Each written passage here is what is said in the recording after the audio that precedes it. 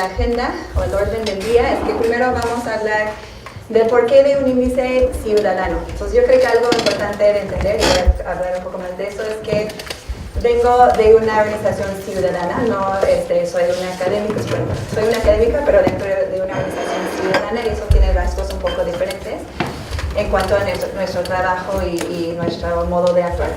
Entonces vamos a hablar un poco de por qué de un índice y por qué en específico un índice ciudadano. 2, cómo se define y cómo se mide la responsabilidad educativa desde el ICRE. El ICRE es el nombre de nuestro índice. 3, ¿qué dice el ICRE sobre la educación en los estados? 4, ¿para qué sirve el ICRE? ¿No? Para pensar con ustedes un poco de para qué pueda servir un índice de este tipo. Y 5, ¿qué más queremos o realmente quieren saber del índice? Entonces, para empezar, ¿por qué un índice ciudadano? Yo creo que muchos de ustedes a lo mejor estaban con David Calderón hace unas semanas cuando habló de Mexicanos Primero, específicamente nuestro modelo de incidir en la política educativa, entonces no voy a hablar mucho más de eso, pero solo para mí es muy importante entender que Mexicanos Primero es una iniciativa ciudadana, somos allá como ciudadanos activistas, es una organización plural, no todos pensamos igual, pero todos estamos allá trabajando a favor de algo. Ese algo es una aspiración que tenemos, que podamos contribuir a la construcción de una sociedad más justa y más equilibrada. Entonces, eso es la idea para que todos puedan llegar a ser la mejor versión de ellos mismos. Entonces, esa es como que nuestra visión, lo que nos guía. Y nuestra misión, aquí son 3, pero yo realmente lo veo como 2. Pero de un lado es trabajar a favor del derecho a la educación, y voy a hablar un poco más cómo entendemos el derecho a la educación, pero este es como que el corazón de nuestro trabajo. Y otra línea es cómo trabajamos, y esa línea es la línea de la ciudadanía ejemplar. Entonces tenemos una misión, una visión, una aspiración de ser una organización ciudadana ejemplar, que puede ser un ejemplo para otras organizaciones, otros grupos que se quieran organizarse para ser más activos como ciudadanos. Entonces eso para nosotros significa esa parte que está aquí, la cultura de transparencia, también evaluación y rendición de cuentas, que estamos tratando de fomentar un diálogo ciudadano basado en la evidencia. Entonces que en este caso en educación, que haya más personas involucradas en la conversación y que esas personas tengan más conocimiento, ¿no? Entonces que sea un diálogo informado. La base, el punto de partida para todo lo que hacemos en Mexicanos Primero es el derecho a aprender. Ese derecho a aprender para nosotros significa que todas y todos tienen que estar en las escuelas, aprender en las escuelas y participar en su propio proceso educativo. Y solo voy a decir una cosa que es importante para mí. Este es mi hijo. Y aquí esta es la mano de mi hija, que está muy ofendida que no sale en la foto. Pero bueno. Entonces, para ser más específico, entonces, ¿cómo entendemos nosotros estar? Porque muchas veces dicen que lo que necesitamos es acceso a la escuela. Nosotros decimos que el derecho a aprender exige ir mucho más allá del acceso a la escuela, porque significa estar. ¿Y qué es realmente estar? Estar es llegar, pero no solo llegar listos para aprender. Entonces, listos para aprender juntos, listos para aprender con otros. Eso implica una serie de cosas que tienen que pasar antes de la escuela, ¿no? desde la primera infancia, y también durante la escuela, pero fuera de la escuela, ¿no? Que tiene toda la parte de salud, de seguridad, de nutrición. Entonces, toda una serie de factores que inciden en si un niño o una niña llega o no listo para aprender en la escuela. En segundo lugar, el niño o la niña tiene que permanecer en la escuela, entonces tiene que seguir y avanzar, ¿no? Transitar por la escuela como está previsto. Entonces, eso es para nosotros, y terminar, muy importante. Eso para nosotros todo eso está englobado en la idea de estar en la escuela. En segundo lugar es el aprendizaje. Entonces, aprender para nosotros, y aprender no solo para nosotros, pero basado en la visión de los derechos humanos, es aprender lo que uno quiere y lo que uno necesita. Entonces, eso está desde la Convención del Derecho del Niño y está en otros momentos. es el derecho del niño de decidir qué quiere aprender, que es algo que estamos muy lejos de garantizar en México, yo creo que la mayoría de los países del mundo, pero que no podemos olvidar esa parte, que el aprendizaje tiene que estar, tener como una visión amplia del aprendizaje. Yo una vez hice una presentación en una escuela normal y yo dije, nuestro trabajo es la defensa y la promoción del derecho a aprender. Y me criticaron y me dijeron, pero ustedes, ¿por qué solo se concentran en matemáticas y español? Y yo dije, ¿en qué momento dije eso? No, yo dije aprender. Aprender es muy amplio, aprender es desarrollarnos, aprender es llegar a ser, como les mencioné hace momentos, la mejor versión de nosotros mismos. Entonces es un desarrollo en todos los campos. Entonces no es una visión y no debe ser entendida como una visión solamente enfocada en la parte del aprendizaje cognitivo. Y la tercera parte del derecho a aprender es la participación. Eso también está en los acuerdos internacionales de derechos humanos, también está en la ley aquí en México, en la Ley General de los Derechos de las Niñas, Niños y Adolescentes. Dice que los niños tienen el derecho a participar activamente en todos los procesos que afectan sus vidas. Entonces, eso incluye la educación. Entonces, para nosotros es muy importante esa cuestión de qué estamos haciendo para impulsar la participación, facilitar la participación de los niños y los jóvenes en su propia experiencia educativa. Entonces, estar, aprender y participar. Para nosotros, derecho a aprender. ¿Alguien tiene una duda? ¿Una pregunta? Vamos a trabajar un poco más. Yo no voy a hablar todo el tiempo, pero si tienen preguntas en cualquier momento me dicen sí. ¿Qué ocurre cuando los niños no reúnen como esas condiciones para llegar listos a la escuela? Digamos, ¿cómo intervienen ustedes o qué tipo de sugerencias? Nosotros trabajamos, eso es importante, no hacemos intervenciones, nosotros trabajamos en política educativa. Entonces lo que hacemos nosotros es estudiar y hacer propuestas de política pública que sí incidimos con las autoridades. Tenemos toda una línea de trabajo que es sobre el desarrollo integral de la primera infancia. Entonces hemos hecho estudios, hemos trabajado, estamos en grupos, por ejemplo en la Ciudad de México estábamos muy involucrados en el desarrollo de la estrategia para la Ciudad de México, del desarrollo de la primera infancia.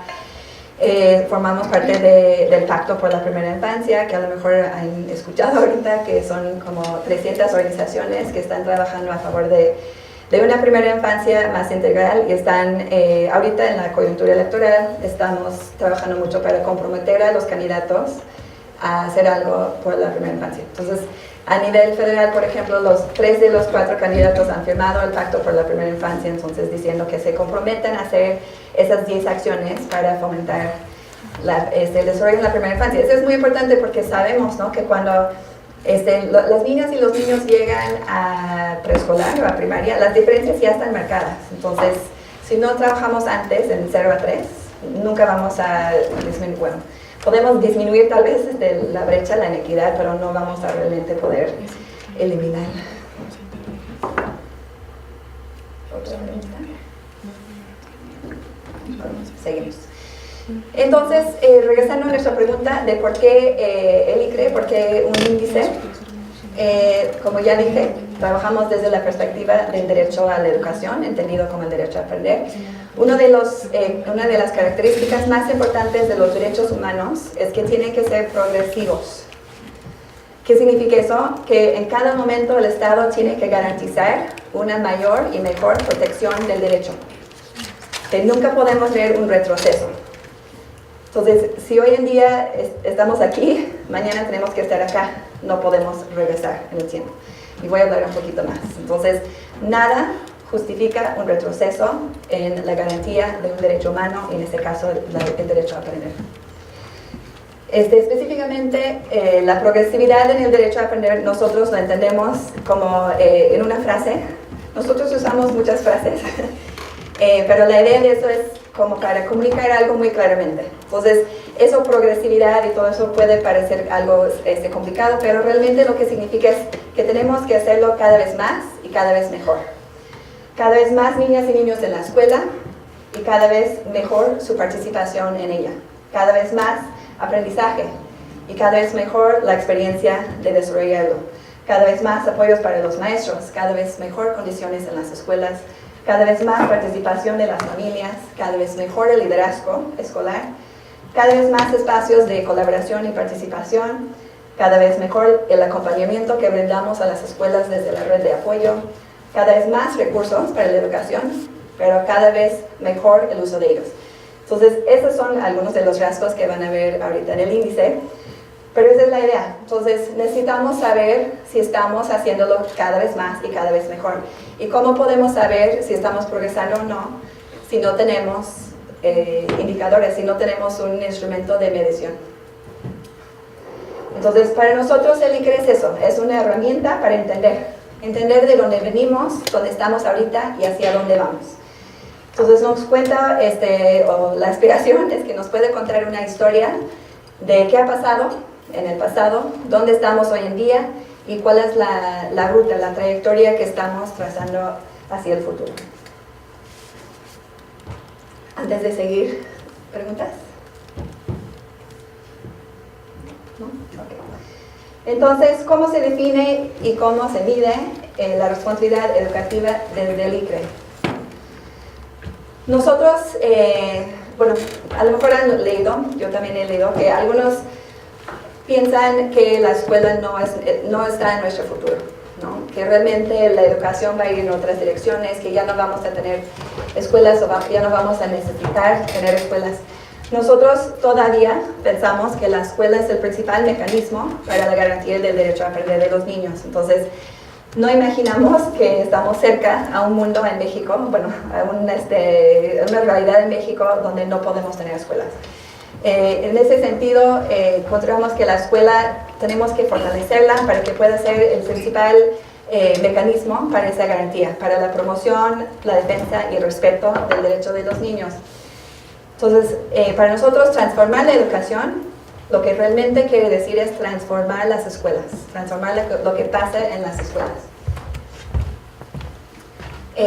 Y perdón, solo voy a decir que estoy empezando con todos los conceptos que están detrás del índice para que puedan entender qué medimos y qué incluimos en el índice. Entonces, entendiendo que la escuela es el centro, que perdón por decirlo así, nosotros lo decimos así mucho antes de la estrategia de la escuela al centro de la pero entiendo que escuelas tienen que estar en el centro de un sistema educativo. ¿Cómo es esa escuela? ¿Cómo debe ser una escuela? Cuando en 2012-2013 nosotros empezamos a trabajar en un estudio sobre el gasto educativo, y una de las cosas que queríamos hacer fue tener una definición de escuela, ¿no? Para poder evaluar el gasto y si el gasto apoya o no a una escuela, necesitábamos primero saber qué es una escuela o cómo es una escuela. Pero revisamos la ley, revisamos lo que estaba en los documentos oficiales y encontramos que hay definiciones de un centro de trabajo, ¿no? Que es donde pagan a los adultos, que realmente es la definición que existe en la ley. Entonces nosotros decimos, necesitamos definir qué es una escuela y cómo es la escuela. Nosotros decimos la escuela que queremos, pero realmente lo que quiere decir es cómo es una escuela orientada al derecho a aprender. Una escuela orientada al derecho a aprender, para nosotros, y yo creo que yo digo mucho para nosotros porque yo creo que como una organización ciudadana es importante decir que estamos tratando de emprender un diálogo, ¿no? No pensamos que tenemos nosotros todas las respuestas. Aunque también quiere decir que todo está muy basado en evidencia. Entonces la escuela que queremos para nosotros empieza con las personas, porque yo creo que nadie puede imaginar una escuela sin personas ahí, ¿no? Yo recuerdo que hace unos años escribí un artículo sobre eso y yo dije, yo no mandaría a mi hija a estar sola en el edificio mejor equipado del mundo, ¿no? Que tiene todo en el mundo, pero que no hay personas ahí. Yo creo que diríamos, eso no es escuela. Entonces, tenemos que empezar con las personas. ¿Quiénes son las personas imprescindibles en una escuela? En primer lugar, las niñas, niños y jóvenes. También sus maestras y maestros, sus directores escolares y sus familias. Entonces, esas personas necesitan estar en las escuelas y necesitan, como ya mencioné, llegar listos para aprender juntos. Hablé de la parte de los niños, no de la parte de primera infancia y otras cosas, pero también hay toda una parte para los maestros y las familias. Entonces, los maestros y las familias tienen la preparación que necesitan para poder aprender con otros en la escuela o no. Entonces, eso es algo muy importante con las personas. En segundo lugar, hablamos de las relaciones y procesos de aprendizaje. Entonces, cómo esas personas en la escuela se organizan para aprender juntos. Entonces, ¿qué tipo de colaboración van a tener? ¿Cómo va a ser la toma de decisiones? ¿Cómo va a ser el currículum, el qué y cómo de lo que van a aprender? ¿Cómo se van a evaluar? ¿Cómo, qué tiempos? Entonces, cosas tan básicos como en qué momentos nos vamos a ver, en qué espacios, todo eso. Entonces, todo eso está contemplado en esta parte de las relaciones y procesos de aprendizaje. Y en tercer lugar, la parte material. Entonces, ¿cómo son las condiciones materiales? ¿Cómo está la infraestructura? ¿Cómo está como los materiales didácticos, el equipamiento? Entonces, ¿con qué contamos para poder aprender juntos? Nosotros lo ponemos en tercer lugar uno, porque pensamos que ahí va, ¿no? Pero dos, porque muchas veces cuando conversamos sobre educación, la primera cosa es la infraestructura. Pero la evidencia que tenemos en el mundo nos dice que la infraestructura sí es importante, sí impacta, pero es mucho menos importante que esas otras dos cosas. Entonces, está importante, debe estar al servicio de la comunidad escolar, ¿no? Que la comunidad escolar pueda tomar las decisiones sobre su infraestructura, sobre qué materiales necesita para poder aprender en su proyecto educativo. Pero antes que tener la infraestructura es que la comunidad pueda definir su proyecto educativo, ¿no?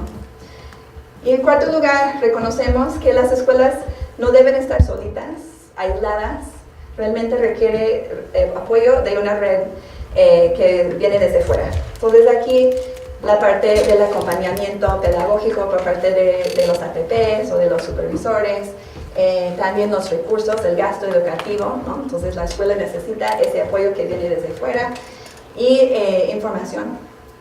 Las escuelas necesitan información para tomar sus decisiones. Entonces, esa información muchas veces puede venir desde dentro, pero también es importante que contemos con sistemas suficientes y adecuados de información para que las escuelas puedan usar esa información que viene desde fuera. Entonces, aquí, esta es la escuela que queremos, ese es el modelo para mucho de lo que hacemos en Mexicanos Primero. Si han visto estudios, por ejemplo, bueno, eso primero lo presentamos en Malgasto, después fue el marco que usamos para analizar la inclusión en la educación el año pasado, en un estudio que se llama Todos. Lo usamos para un estudio que presentamos en febrero de este año que se llama La Escuela que Queremos, que es un análisis de política pública y cómo está o no garantizando que estas cosas pasan, y también forma la base para el índice de nosotros. Entonces, ¿cómo se define la responsabilidad educativa desde el ICRE? El ICRE es un instrumento que trata de contar una historia en dos partes.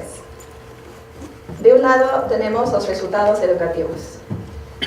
¿Eso por qué? Porque es muy importante saber, al final de cuentas, si estamos garantizando o no el derecho de los niños. Y eso se mide de nuevo sabiendo si los niños están en las escuelas, si están aprendiendo, si están participando.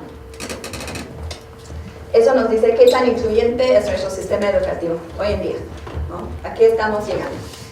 Pero reconociendo que eso depende mucho del pasado y de las políticas públicas impulsadas desde hace décadas.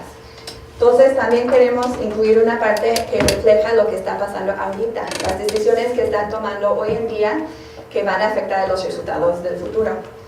Entonces de ese lado tenemos lo que llamamos condiciones educativas, que son políticas, estrategias y acciones orientadas a que todos estén, aprendan y participen en la escuela. En términos más técnicos, sí. Solo en la anterior, tengo una duda. ¿Cómo vimos el salto entre que aprender nos hace un sistema incluyente? O sea, supongo que toman las pruebas que se les hacen en las escuelas para saber que están aprendiendo. Ahorita voy a llegar a eso, a exactamente qué medimos. Entonces, primero me gustaría platicar del concepto, ¿no? Pero sí la idea es que estamos midiendo aprendizaje. Pero vamos a platicar un poco más de cómo mides el aprendizaje. Y bueno, entonces en términos más técnicos, eso significa que tenemos dos categorías de información en el índice. De un lado tenemos resultados educativos, que es donde medimos aprendizaje, medimos también la permanencia de los jóvenes en las escuelas, y eso cuenta para el 40% del índice, como de la calificación global. Algo importante es que en esos resultados educativos sabemos que mucho del aprendizaje y también de la permanencia en la escuela es afectado por condiciones que están fuera de la escuela, y principalmente condiciones socioeconómicas. Entonces nosotros hacemos un ajuste entre los estados para tratar de emparejar el terreno para poder comparar los estados. Y voy a explicar un poco más cómo hacemos eso. En la segunda categoría de condiciones educativas, estamos midiendo factores que tienen que ver con la presencia y preparación de las personas, con sus relaciones y procesos de aprendizaje, las condiciones materiales en las escuelas y el funcionamiento de la red de apoyo. Y eso cuenta para 60%. Entonces, realmente lo que estamos tratando de decir aquí es que los resultados son muy importantes porque tenemos que garantizar eso para cada persona. Pero lo que realmente queremos hacer con el índice es impulsar que cambien cosas. Y ese es este lado que vale más. Y eso es lo que se puede cambiar. Ese es el resultado de las acciones, pero esas son las acciones en sí. Entonces aquí, ese es el marco de todo lo que he dicho, se resume en este marco. Entonces, dos categorías que son resultados y condiciones educativas. Después tenemos 6 componentes, 2 en resultados, aprendizaje, permanencia. Las 4 que mencioné de la escuela aquí. Y después para cada uno de esos pensamos en los conceptos que vamos a medir. Entonces, cuando hablamos del aprendizaje, ¿cuál es el concepto que queremos medir? El concepto es niñas, niños y jóvenes con aprendizaje integral y para la vida. Entonces, esa es como que la meta. Igual, permanencia, niñas, niños y jóvenes que cursan trayectorias educativas completas. Personas, tenemos uno que nos habla de la primera infancia. ¿No? Si los niños a los 3 años, ya dije algo que no hubiera dicho todavía. Si los niños están presentes en primero de preescolar, tenemos 2 sobre los maestros que tienen que ver con su formación inicial y también sus oportunidades de aprendizaje profesional continuo, la formación continua. Y tenemos uno sobre la participación de las familias. En relaciones y procesos, eso fue la verdad muy difícil para nosotros porque mucho cabe aquí. Pero al final de cuentas incluimos 2, que es el liderazgo escolar y el reforzamiento al aprendizaje. Hablamos más de qué significa eso. En condiciones materiales tenemos 3, servicios básicos dignos, condiciones para la inclusión y condiciones para el aprendizaje integral. Y en el sistema de apoyo incluimos el acompañamiento escolar adecuado y el acompañamiento y aprendizaje docente. Entonces vamos a trabajar un poco más con eso porque yo sé que es mucho verlo juntos por primera vez. Y me gustaría hacer como que un ejercicio utilizando esto.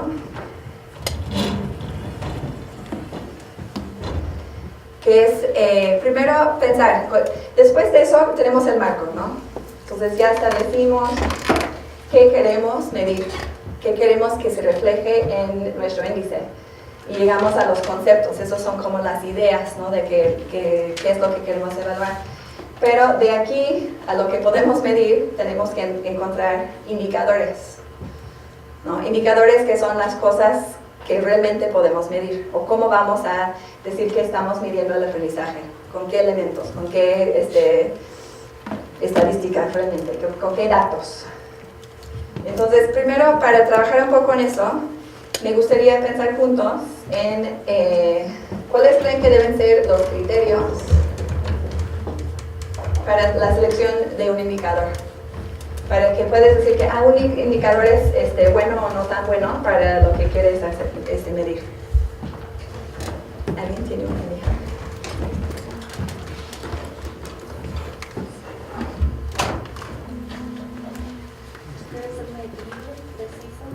Preciso, ok.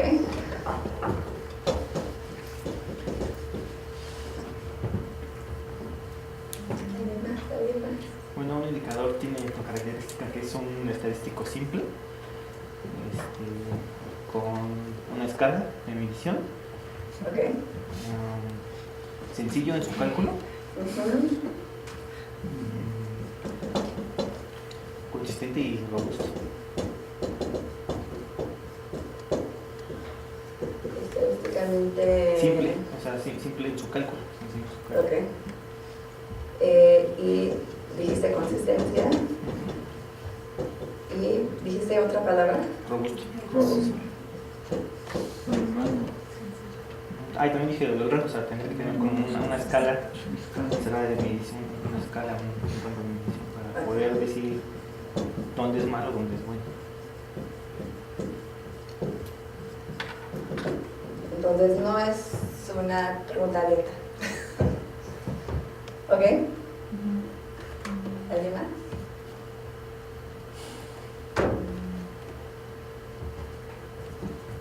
Francisco. No, no se vale para que los alumnos participen. Bueno. Yo agregaría que es válido. ¿Y qué quiere decir eso? Que pueda generalizarse. ¿Qué pone? Que pueda generalizarse. Que pueda generalizarse. No tanto. Bueno, y voy a pedir a Francisco que me corrija, porque yo no soy investigadora cuantitativa, yo soy investigadora con formación cualitativa, pero como yo entiendo es que si podemos decir que ese indicador es adecuado para medir el concepto que queremos medir, que realmente refleja ese concepto. Eso es confiabilidad, que es confiable. Que confiabilidad, confiabilidad, bueno, mejor que nosotros.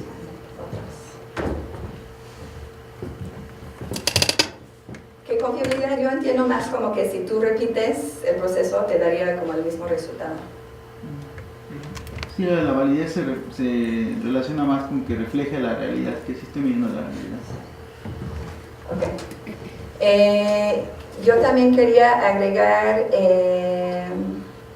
algo muy importante para nuestros fines, que permite la comparación.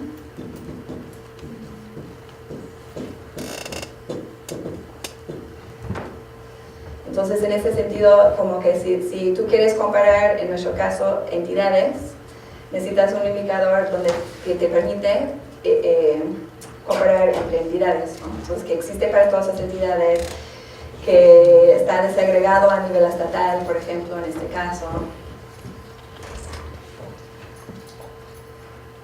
La interpretación también es importante, ¿no? Que sea de fácil interpretación. Ok.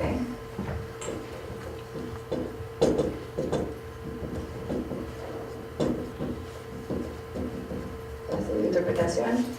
También voy a poner que es oportuno, en el sentido de que no es de hace 20 años, ¿no? Pero que realmente refleja la realidad actual. Y yo creo que tengo otros, pero para mí ahorita lo voy a dejar eso. Entonces, lo que me gustaría que hagamos es que como en equipos, y yo creo que podrían ser, no sé, como 3 personas,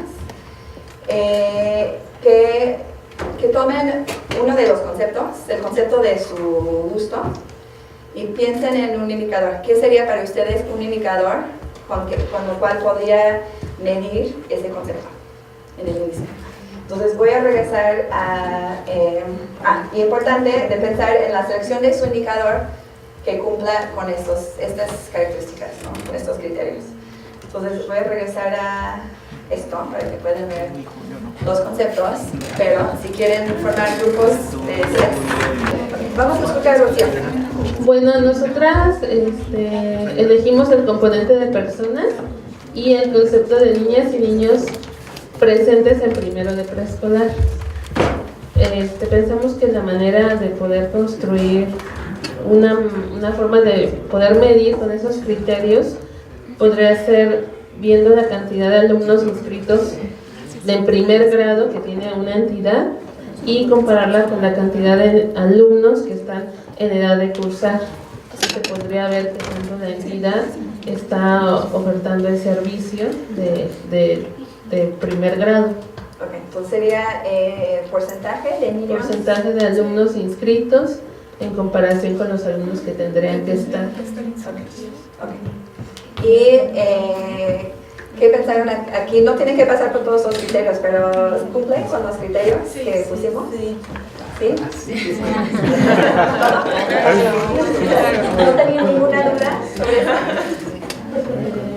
¿Están disponibles los datos? Sí, pensábamos que con los censos de población y las estadísticas que nos den la 911 o las estadísticas que brinden las autoridades educativas locales. Okay. ¿Alguien tiene una pregunta para ellos? ¿Alguien quiere retar su indicador que no cumple con alguno de los criterios aquí?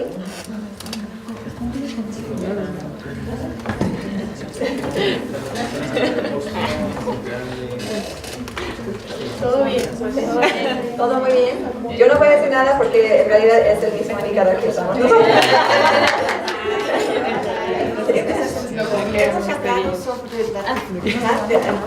Hemos hablado sobre la dificultad de algunos indicadores. Por ejemplo, aprendizaje integral para la vida.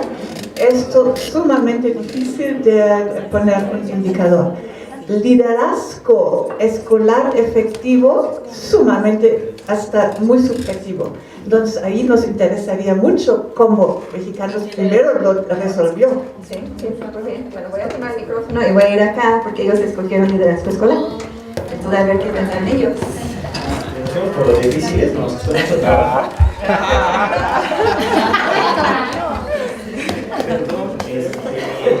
Lo pusimos, es un indicador que tiene una condición necesaria y después entonces entra el cálculo. La condición es que sean escuelas con director, tiene que tener director, y una vez que tiene director esta escuela, saber a cuántos programas está inscrito, de los disponibles. Es decir, si por ejemplo ahorita la SEP tiene, no sé, 6 programas como Escuelas al Centro, el tiempo completo, etcétera, dividir, o sea, se define en total, supongamos que 6, detectamos que una escuela tiene 5 programas, se hace la razón, 5 entre 6,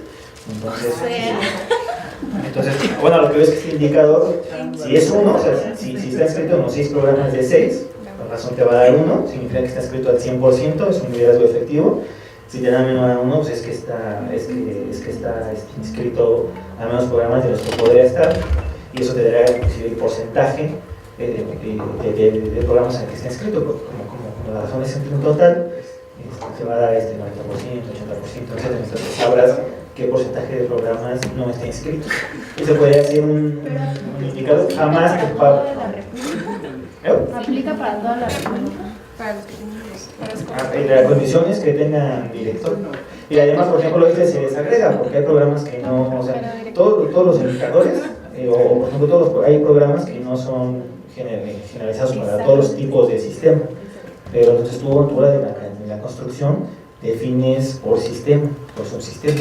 De hecho, muchos indicadores tienen que ser así. ¿A qué te refieres, director, no director? Director. Tienen que ser escuelas con directores. O sea, la condición es que sea escuela con director. Es que diferentes tipos de director, pero todas tienen director. No todas las escuelas tienen. No todas las escuelas tienen director. Ahorita les voy a enseñar los datos. Sí, no, si ves en el 111, la base no tiene un director. Yo tengo una pregunta, por ejemplo, esta parte que ellos están comentando, creo que tiene que ver mucho con la gestión que hace el director a lo mejor para incorporarse en un programa que puede beneficiar a la escuela, pero creo que también hay programas en los que a pesar de que el director hace la gestión, el mismo trámite burocrático tarda como mucho en poder bajar. Y pienso también que probablemente... ¿Mande? Por ejemplo, yo tenía directoras que solicitábamos como el programa Escuelas al 100 y después de 2 ciclos escolares no llegaba a pesar de estar yendo a muchos lugares. Y también había escuelas en los que los programas llegan sin que uno los esté como gestionando. Yo creo que las mismas reglas de operación de los programas definen cuáles escuelas pueden entrar y cuáles no. Y no sé si a lo mejor también, porque esa sería como una parte de la gestión, pero por ejemplo la manera en cómo el director retroalimenta o cómo el director trabaja con los padres para generar otras formas, a lo mejor serían como ciertas cuestiones, bueno, que podrían también estar pegando a que sea un liderazgo efectivo. Guille quería decir algo. Es que es un proxy, ¿no? Porque es un concepto muy abstracto y subjetivo, es liderazgo. Entonces nosotros sí tomamos el aspecto de gestión para así rápido elaborar un proxy de lo que sería un indicador bien construido, pero sí, yo estoy de acuerdo en que podrían retomarse muchísimos más aspectos más dentro de lo que podría considerarse un indicador de liderazgo. Y otra cosa importante, también es, por ejemplo, aquí en Michoacán, es tanta la presión sindical que muchos directores no aceptan los programas porque pierden los derechos sindicales y tienen la iniciativa, pero no lo pueden hacer, o sea, es... De hecho, por ejemplo, si nos vamos a hay muchos indicadores o muchas encuestas, muchos estudios que no se pueden levantar en Guerrero, Chiapas, Michoacán. Lo que es, como dice Guille, es un proxy, y la otra también pensando, sabemos que el concepto de liderazgo es muy grande y lo podrás abordar desde diferentes dimensiones, tiene muchas dimensiones. Esto es pensando, como dijo Jennifer, pensando en datos existentes, ¿no? Pensando en si te encuentras, no sé, detrás de un escritorio y te llega una base de datos, ¿qué datos puedes agarrar y decir, pues este es un proxy a liderazgo que podría funcionar, o simplemente darte un poco de validez sobre el liderazgo? Sí, yo creo que es muy importante, ese grupo está como, bueno, no vamos a pensar que en 5 minutos van a llegar al indicador perfecto, pero muchos de los temas que tienes que pensar cuando desarrollas un índice, ¿no? Porque sí, es mucho eso. ¿Cómo defines, cómo entiendes el concepto de liderazgo efectivo? Yo creo que, como dijo Rocío, es muy importante pensar que hay como que muchos factores incluidos en el concepto de un liderazgo efectivo. También muy válido lo que dicen ustedes, ¿no? De que tienes que escoger como que un proxy y lo puedes incluir. Yo creo que es casi imposible encontrar un indicador que te va a reflejar todo lo que hay dentro del concepto. Lo mismo con el aprendizaje, ¿no? Entonces seguimos la conversación. ¿Quién quiere seguir? ¿Aquí? Muy bien. Nosotros no. Es que todos los que siempre se están peleando a ver quién habla. Y ahora no, tú. Nosotros escogimos el componente en personas y vimos cuál es, sobre todo en escala cerrada de medición. Tuvimos la misma discusión de cómo le haces para medir, ¿no? Y pues tratando de que cubriera todo, solo encontramos uno. Nuestro concepto es maestros con preparación inicial adecuada. Nos metimos en el rollo filosófico de qué considerábamos, o desde mexicanos primero, qué consideraban adecuado. Nos pusimos la camiseta de que somos mexicanos primero, entonces dijimos pruebas estandarizadas. Y el indicador que construimos fue resultados de las pruebas de ingreso, las pruebas de oposición, porque además es lo que está público. Tuvimos por ahí uno que era la opinión del director, pero la discusión con base en nuestra colega que es supervisora en la Ciudad de México, pues es que aunque ¿cómo se llama? La evaluación interna existe, pues los datos no son pues ni públicos ni estadísticamente confiables, o sea, muchas veces se queda en la percepción del director y mucho menos hacer comparaciones entre estados, porque bueno, estábamos viendo que el ICRE ha dependido mucho de que el INIFED no tiene los datos de todos los estados, ¿no? Y que además no se han actualizado, entonces nos quedamos solo con resultados de las pruebas de ingreso. Okay. ¿Comentario? ¿Cuál era el concepto? Maestros con preparación inicial adecuada. ¿Y cuál es el criterio? El indicador. Nuestro indicador, resultados de las pruebas de ingreso. Pero ¿cuál es? O sea, dado el resultado... Porque, por ejemplo, okay. El resultado de las pruebas de ingreso está en 2 porcentaje de sí. No idóneo. Idóneo. Porcentaje de participantes con resultado idóneo. Okay. Pero, sí. Perdón, lo que pasa es que las pruebas de expresión son tienes para ingreso y tienes para permanencia, ¿no? Los permanentes se hacen para los que yo estoy pero pensando. es ¿Esa que haces de ingreso? es formación inicial. Sí, yo creo que aquí es importante, el concepto es la formación. Entonces aquí lo que estamos tratando de medir es la formación inicial. No el desempeño de los maestros ya en servicio, pero es realmente, porque aquí algo muy importante, perdón que tal vez no lo dije suficientemente fuerte antes, aquí lo que estamos tratando de medir es la responsabilidad del Estado. ¿no? Entonces, ¿qué tiene que garantizar el Estado? El Estado tiene que garantizar una formación inicial adecuada para las necesidades del sistema educativo. Entonces, no estamos midiendo las personas, no estamos evaluando a las personas, estamos midiendo si el Estado cumple con su responsabilidad. Ok, seguimos con este grupo acá. Bueno, nosotros, Está bien. nosotras y nosotros escogimos el concepto de permanencia en niños y jóvenes con trayectoria educativa completa, y en torno a esto de los datos que ya existen, nos fuimos a los datos de eficiencia terminal que existe en la Secretaría de Educación Pública para ver cuántos iniciaron un periodo y cuántos terminan en cada nivel. Ok, ¿comentarios? ¿Están de acuerdo? ¿Todos están de acuerdo? Entonces el indicador sería eficiencia terminal para todos los niveles, para todos los grados, o un grado en particular, o ¿qué sería?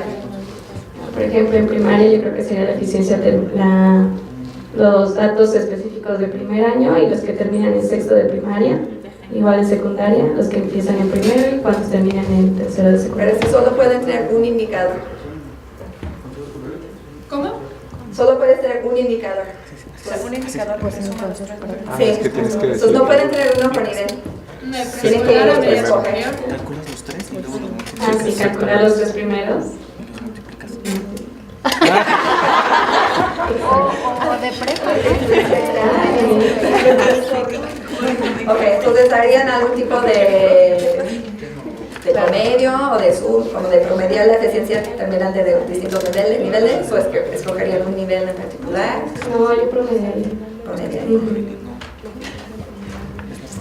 Sí, ¿qué pasa si la eficiencia terminal en medio superior, por ejemplo, es mucho más baja que en preescolar o primaria? Un promedio.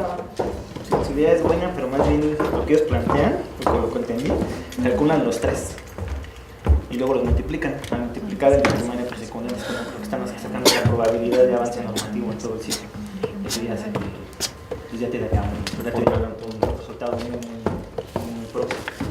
De una corte transversal, o sea, no estás hablando de una corte de seguimiento, pero te da un muy buen próximo. También se puede elegir un peso, ¿no? O sea, como sabemos que la eficiencia terminal es más baja entre más grados sea, le puedes poner una constante a cada uno, ¿no? Para que ponderen en la medida. De hecho, algo de medio superior que ya comentaba era calcular cuántos empiezan en preescolar y cuántos de ellos empiezan medio superior. Ok, vamos a seguir esa conversación. No tenemos. ¿Aquí? Ok, nosotros como equipo pensamos en componentes, condiciones materiales. El concepto que retomamos es servicios básicos dignos.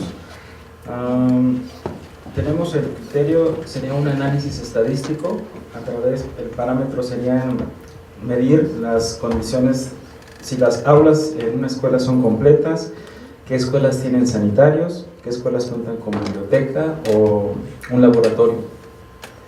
Ok, pero... Es una aula completa.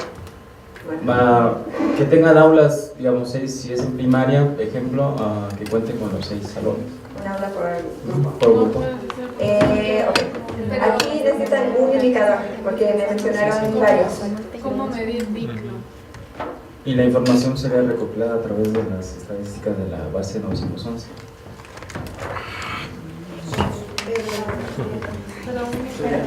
Es que yo había pensado en el mismo, de las condiciones básicas. Digo, yo soy más un economista laboral que educativo, pero cuando vi lo de servicios básicos, o sea, sí, no tanto de que es un salón digno, pero que tengan acceso a un espacio físico donde puedan tomar sus clases, que si tienen acceso a un pizarrón, si tienen acceso a agua potable, si tienen acceso a electricidad, ¿no?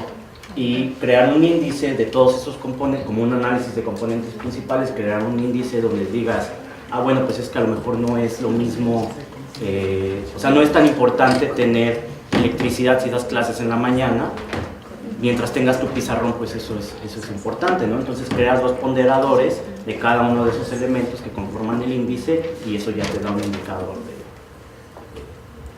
de servicio, de acceso a servicios, ¿no? Nada más complementándose. ¿Qué podría ser? Okay. Vamos a seguir el ejercicio y vamos a seguir hablando de todo eso, pero ahorita lo que les voy a dar en los grupos son los conceptos, son papelitos, ¿no? Entonces, en algunos están los conceptos que ya los tienen acá y de los otros son los indicadores que usamos nosotros. Entonces, la idea aquí es hacer el matching, ¿no? Como que qué indicador va con cada concepto. Ok, entonces vamos a empezar con lo más fácil, el aprendizaje. Lo más complejo. Ok, ¿qué indicador pusieron para medir el aprendizaje?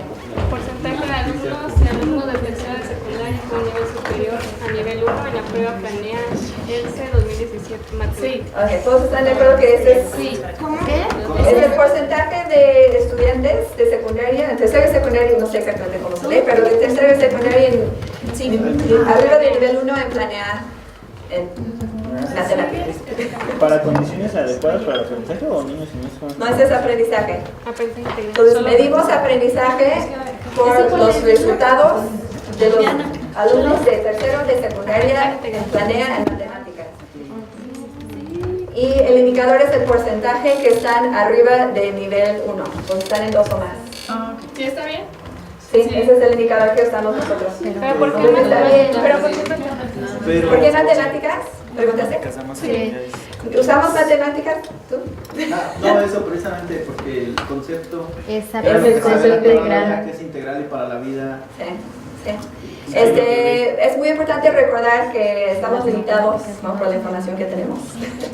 Y también, como platicamos con el liderazgo, tienes que tomar unas decisiones. El concepto, en mi opinión, siempre va a ser algo mucho más amplio de lo que tú puedes medir con un indicador. Nosotros usamos matemáticas porque las matemáticas son más sensibles a la educación en la escuela, porque el lenguaje viene mucho de nuestras familias. Entonces la escuela puede tener un impacto mucho más grande en matemáticas que en lenguaje. También matemáticas es un poco menos afectado por temas como el lenguaje, no la lengua que uno habla, en teoría, pero teóricamente debe ser. Sobre todo si podrían tomar el examen en su lengua materna, ¿no? Pero cosa que no pasa en México. Me surgió una duda que quería plantear al final, pero mi profesor considera que ahora es el momento. Es el momento porque si están limitados con los datos que están públicos, que les ofrecen, ¿cómo le hacen para que su ICRE sea válido? O sea, porque si entonces nos concentramos en lo que hay, pues él me dice, ¿no? Pues es una suma de todos los indicadores que construimos, pero como sea, siento que está limitado el asunto. Sí, está muy limitado. En México, los que investigamos en educación estamos muy limitados, porque no hay información sobre muchos temas. Y nosotros, en particular, como organización ciudadana, tenemos como que uno de nuestros principios es usar información pública. Porque si no es pública, como que lo que estamos viendo es la responsabilidad del Estado, ¿no? Entonces, tiene que ser información pública. También con el índice estamos tratando de impulsar de nuevo, como dije al principio, una cultura de transparencia. Entonces, una cultura de mejor evaluación, mejor información. Pero es la obligación del Estado tener esa información y tenerla bien, ¿no? Entonces, sí es cierto que el índice tiene muchas limitaciones en ese sentido. Pero estamos conscientes y yo creo que eso es importante también. Es un índice ciudadano, entonces yo creo que para mí es un índice donde yo me siento muy cómoda defendiendo el índice, pero reconociendo que no es para una tesis doctoral, ¿no? Que igual no pasaría la tesis doctoral, pero el punto no es obtener el doctorado, el punto es mejorar el sistema educativo, ¿no? Entonces, ¿vale? Es una tarea, creo que mucho más compleja. Sí, pero tenemos que trabajar con lo que tenemos un poco. Y voy a hablar de cómo ¿sí han considerado su validez interna y la externa? De alguna forma. Sí, pero otra cosa importante es que también pone precisamente en la discusión la falta de datos. Es decir, este es el índice y tenemos estas limitaciones también. Incluye para traer atención y recursos y demás, necesitamos más datos. Entonces también por eso es útil empezar crear estas herramientas. Y luego el otro punto importante es que es para comparaciones intra-México. Entonces, es igual de malo o bueno para todos los estados. Y tú estás comparando lo mismo entre estados. Y eso es por lo que es muy útil. Es que todos tienen el mismo, todos están en la misma situación. Sí, el mismo índice con la misma cantidad de datos, entonces ya comparas con eso que tienes entre estados. Y la verdad cuando, por ejemplo, nosotros vamos a los estados y presentamos, y por supuesto que en algunos estados están, todo está súper bien, y otros estados están como, pero ¿por qué usaron ELSE y no ELSEN en Planea? Porque nosotros salimos mejor en ELSE, pero otros estados salió mejor en ELSEN, ¿no? Entonces eso para nosotros no va a ser el criterio. Pero también nuestros precios, es lo que dice Francisco, ¿no? Como que si tú crees, tu autoridad crees que el indicador no es bueno, dame un mejor indicador, ¿no? Entonces, parte de eso. Ok, seguimos para no atorarnos. Permanencia. Permanencia, niños y jóvenes cursan trayectorias educativas completas. % de alumnos y alumnos que se matriculan en media superior en su edad normativa. Ok, ¿todos están de acuerdo? Sí, ok. Algo que no dije, el ICRE es un instrumento para medir o evaluar el sistema de básica. Entonces, para nosotros, el fin de básica es que los estudiantes lleguen a media superior. Ok, nadie va a cuestionar eso. Esto fue nuevo, claro. Es que le preguntaba a Barkov cuando vino a exponer del INE que se concentra la prueba PISA en 15 años, ¿no? Los estudiantes de 15 años, entonces qué complicado es hacer un indicador que te permita mejorar el aprendizaje de alguien que ya fue evaluado y que ya pasó a otro nivel. O sea, y ahorita que acabas de decir que la permanencia la miden con quien termina el siguiente nivel. No, quien llegue al siguiente nivel. Quien llegue al siguiente nivel, pues sí es un poquito ver más allá de lo que tenemos. Muchas veces creo que la lógica hubiera sido la lógica del sentido común de persona que no se dedica a esto, es concéntrate en el nivel que estás, en ese caso básica. Sí, pero nosotros, la responsabilidad del Estado es garantizar la trayectoria completa de los estudiantes, ¿no? De todos los jóvenes. Entonces, la trayectoria completa es obligatoria. Sí. Entonces, no pueden decir que, mi responsabilidad termina en básica. ¿No? Entonces, sí, es eso. Es como que también impulsar esa cultura de decir que ustedes que son de básica, también cómo tenemos organizadas nuestras autoridades, ¿no? Nuestras secretarías. Que hay un secretario de básica, una secretaría de básica, de medio superior. Entonces, ¿por qué bueno, dividimos, ¿no? La vida de un niño en partes, es la trayectoria completa del niño. De hecho, en mi opinión, es uno de los cambios más importantes que hicieron en Puebla, que cambiaron la estructura administrativa de la secretaría ya, para que es subsecretaría de obligatoria. Ok, seguimos. Niños presentes desde primero de preescolar, ya habíamos dicho, pero es... Porcentaje de cobertura de niños de 3 años en primero de preescolar. Ok, pues porcentaje de niños que a sus 3 años están ya inscritos en primero de preescolar. Seguimos. Maestros idóneos, ¿ustedes tenían eso? Maestros participantes. Perdón, es formación inicial, ¿verdad? Maestros con preparación inicial.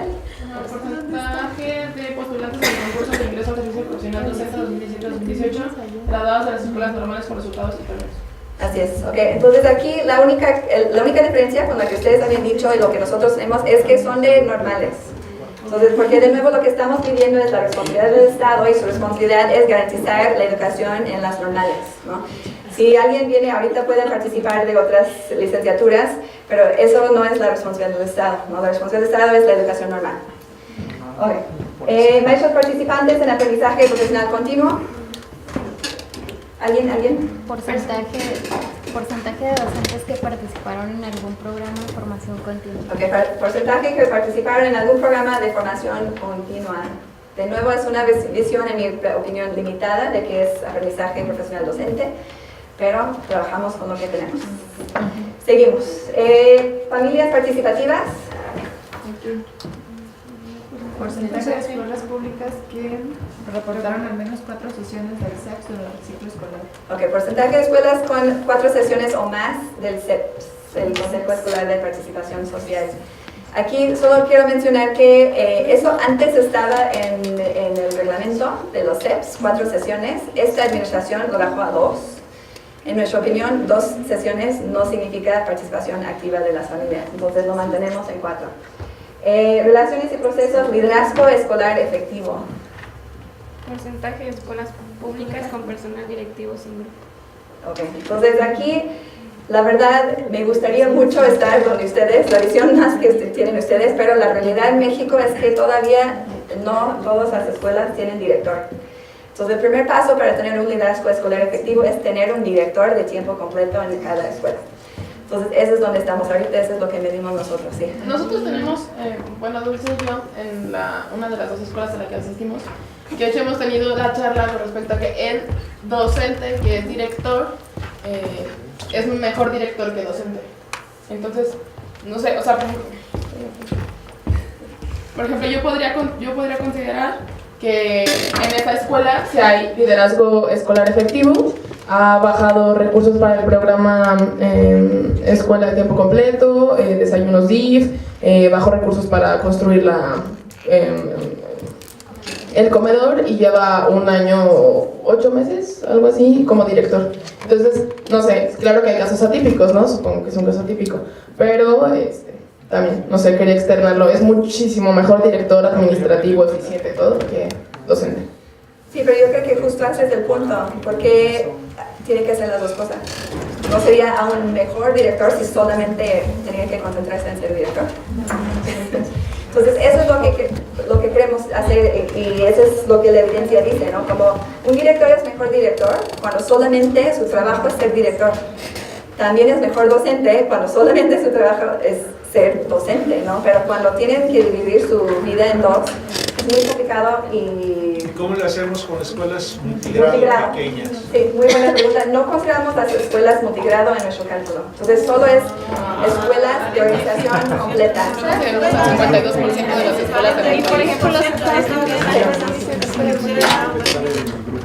Nada más ahorita estamos midiendo las escuelas de organización completa porque por la misma, no sé, que las escuelas integradas no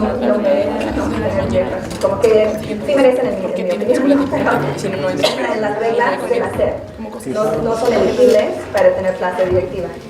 Entonces, si incluimos esas escuelas multigrado, pues van a estar en cero, ¿no? Y también hay muchos estados donde tienen más, bueno, hay estados donde tienen mucho más escuelas multigrados que otros. Entonces, para como que tratar de considerar eso. Ok, reforzamiento al aprendizaje. Porcentaje de alumnas y alumnos en escuelas públicas de educación básica con necesidades educativas especiales que reciben atención especial. Así es. Entonces, eso es donde nosotros tratamos de considerar la eliminación de barreras para el aprendizaje y la participación. El indicador es el indicador oficial, entonces usa necesidades educativas especiales, que nosotros usamos barreras para el aprendizaje. Ok. Condiciones materiales de servicios básicos dignos. Porcentaje de inmuebles escolares públicos con sanitarios. Así es, baños. Todos. Muy bien. Okay. ¿Baño estamos considerando agua, no letrina?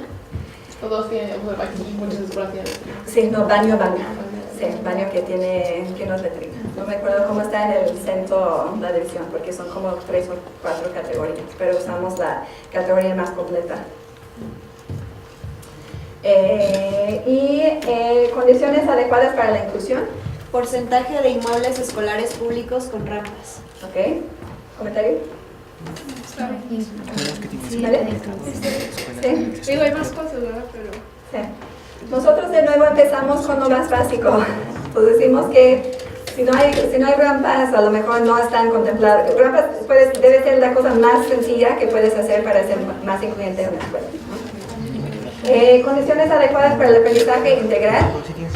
Porcentaje de inmuebles escolares públicos con áreas deportivas y recreativas. Así es. Entonces el deporte, la recreación, divertirse, eso es algo muy parte importante del aprendizaje.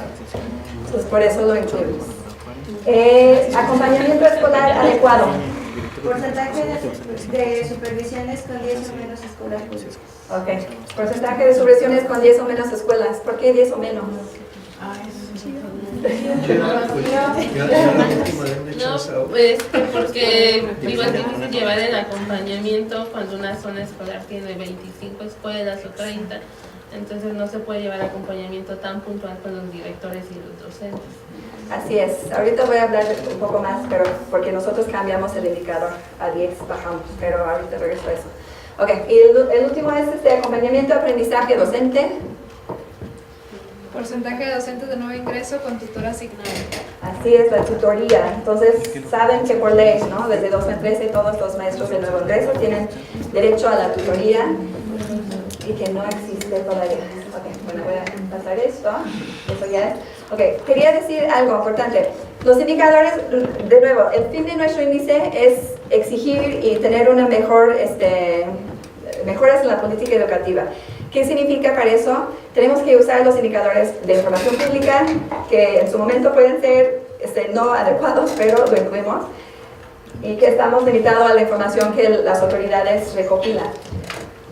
Nosotros siempre estamos pensando en cómo podemos mejorar. Entonces, por eso, entre 2016 y 2018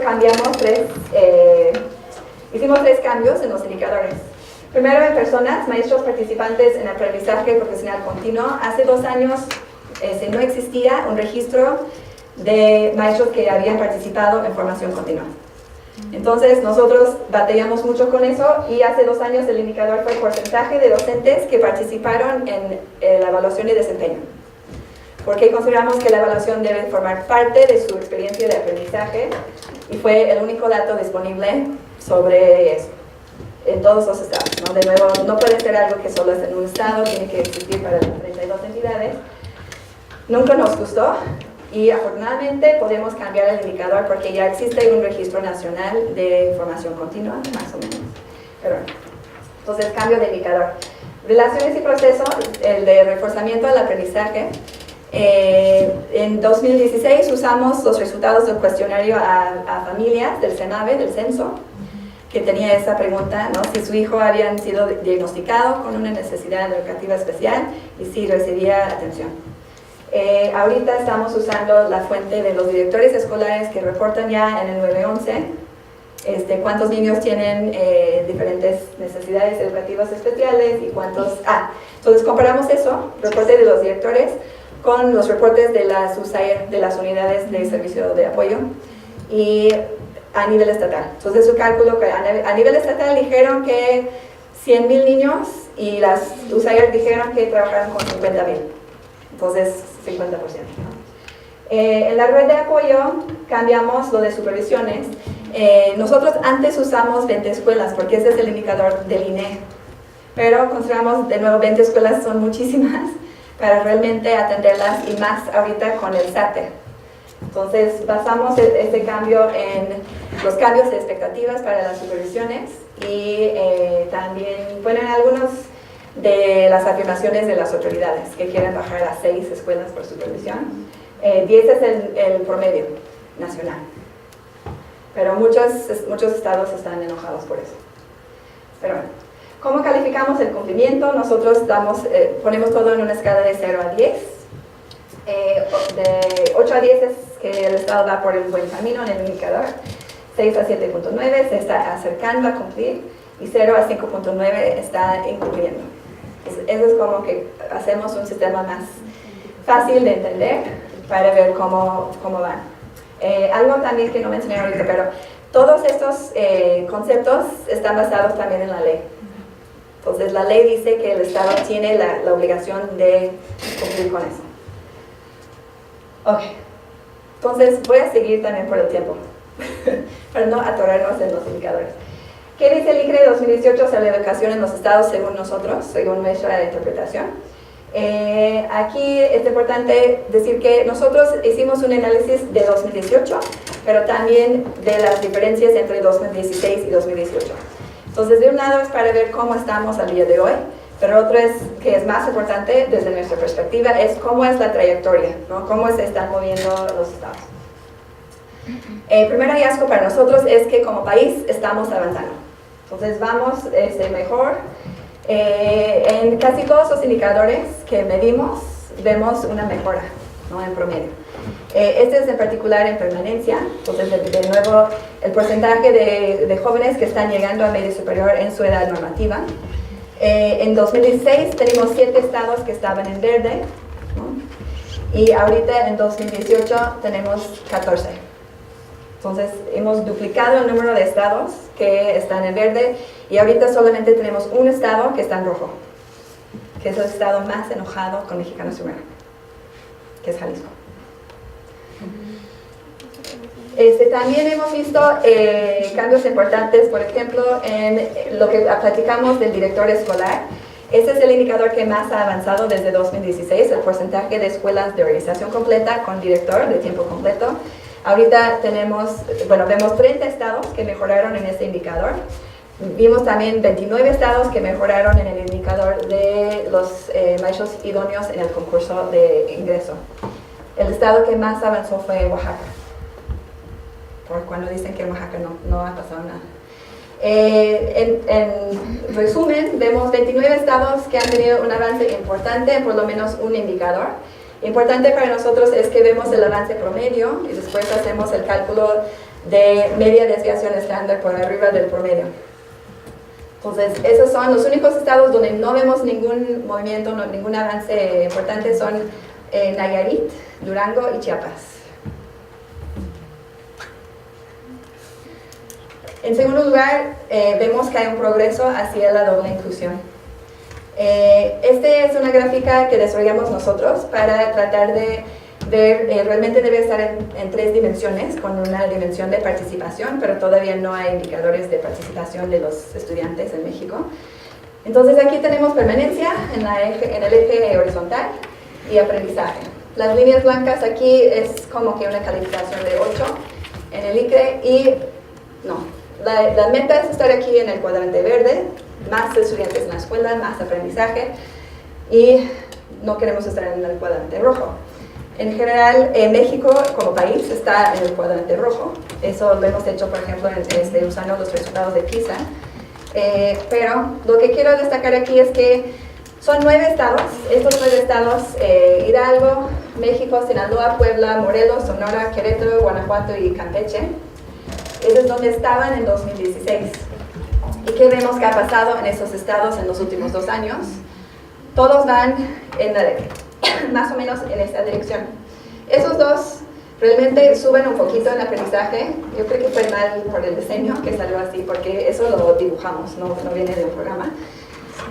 Pero vemos, ¿no? Como Sinaloa, que estaba en rojo, ahorita está en amarillo.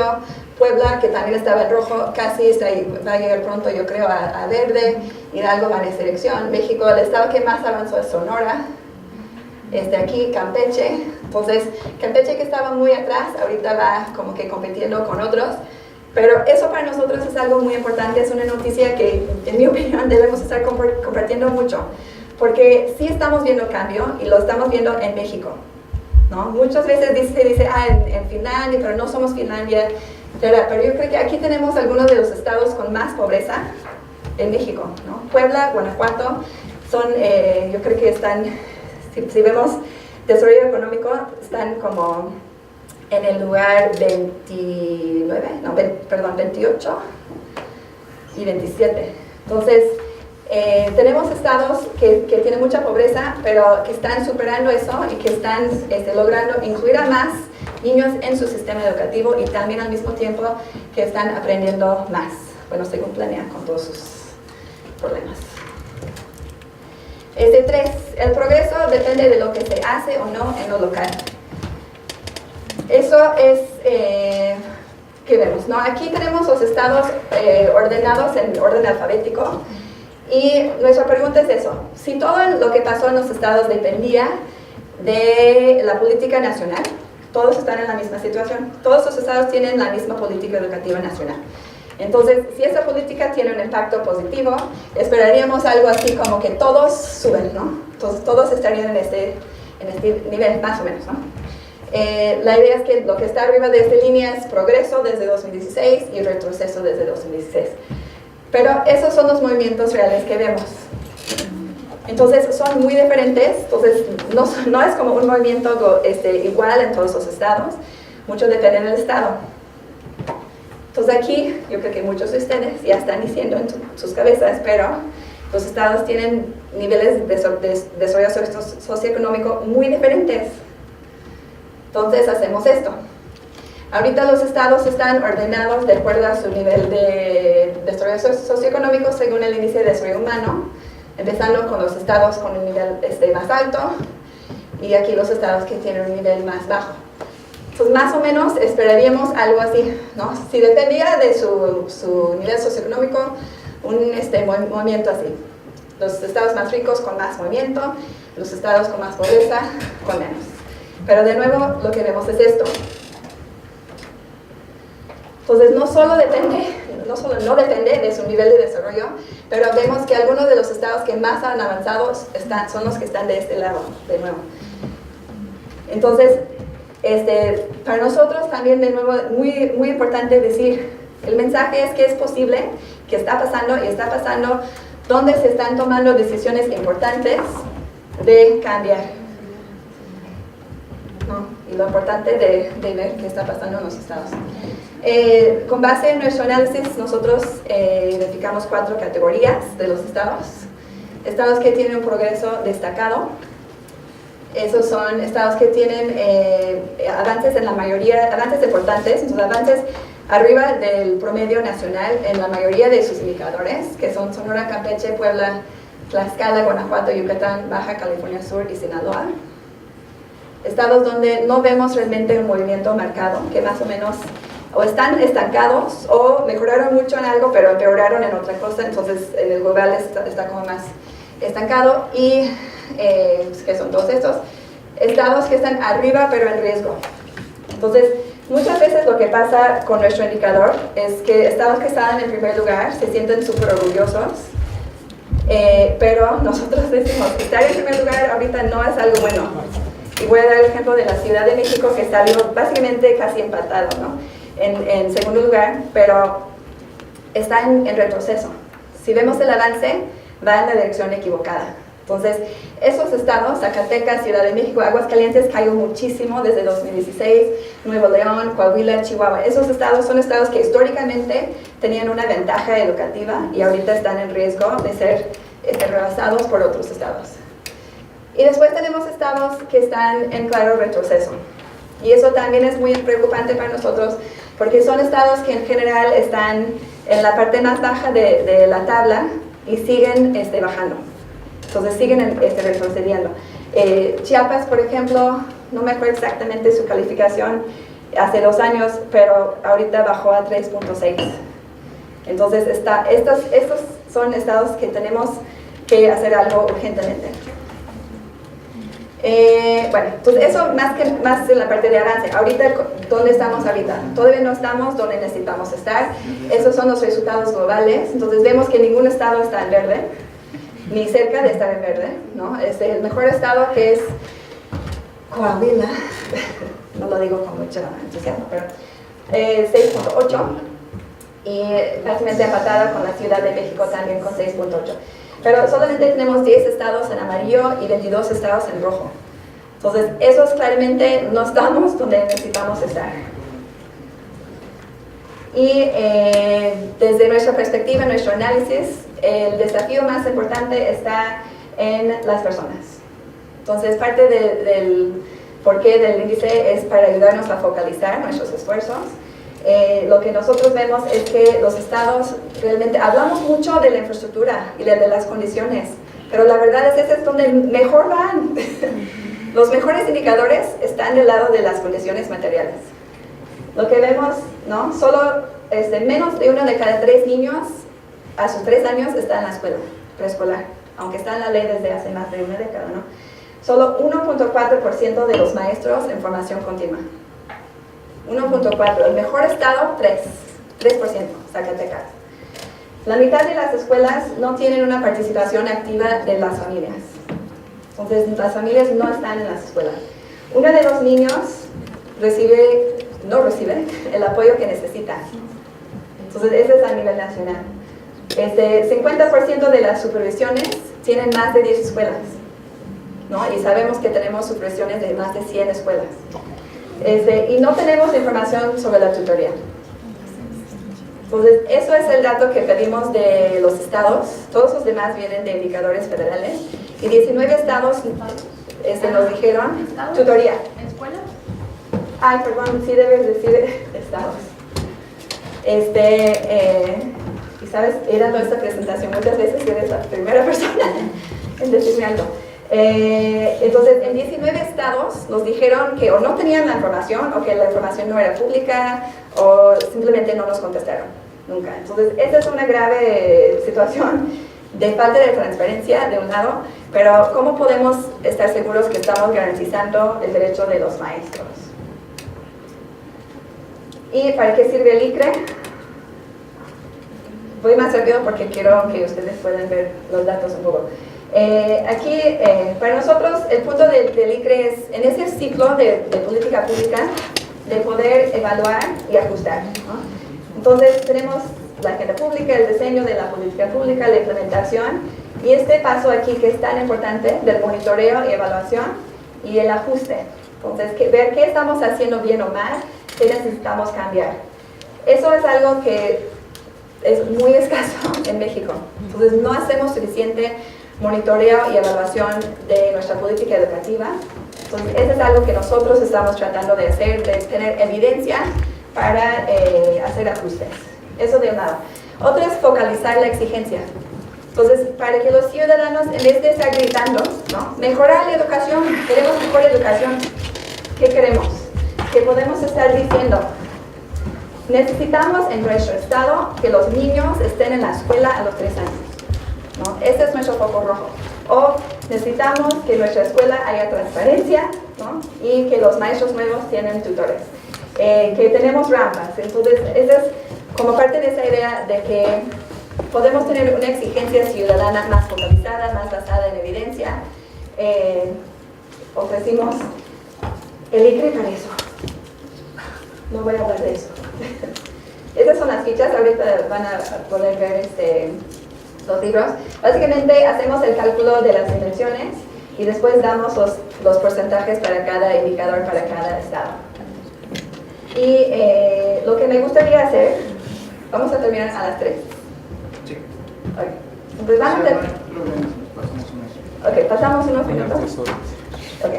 Lo que quiero hacer es darles los libros para que puedan en sus grupos como que tomar un papel. Bueno, primero pensar en un estado. ¿Qué estado quieren ser? Okay.